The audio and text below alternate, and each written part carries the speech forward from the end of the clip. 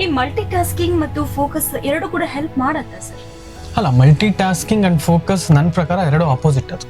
If you are doing the multi tasking, you can't focus on one thing efficiently.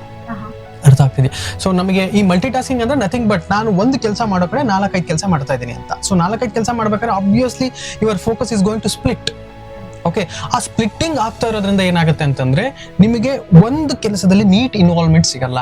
You can't experience that experience of the task. So in that way I never recommend the multi tasking as a focus coach, because we do a program called the focus formula. The focus formula, one of the workshop we are designed and also we are doing all over Karnataka for the graduates and students, because nowadays the biggest challenge is the focus. ಎಲ್ಲರಿಗೂ ಗೊತ್ತಾಗ್ತಿದೆ, ನೀವು already ನಾವು ಮಾತಾಡೋ ಹಂಗೆ this is the crisis, we are in the focus crisis ಅಂತ ಹೇಳ್ತಾ ಇದೀವಿ. ಮುಂದೆ ಇದೇ ತರ ಕಂಟಿನ್ಯೂ ಆದರೆ ನನಗೆ ಈಗ 2000 ಇಸ್ವಿನಲ್ಲಿ ಇದ್ದಿದ್ದಕ್ಕೂ 2025 ಇದ್ದಿದ್ದಕ್ಕಂತಹ the level of focus, the capacity to focus on one thing, it's decreased. So ಈ ತರ ಆಗಿರೋದ್ರಿಂದ ನಮಗೆ ಒಂದು ಅರ್ಥ ಆಗಿರೋದೇನು ಅಂದ್ರೆ ನಾವು lacking ability to focus on one thing is lacking.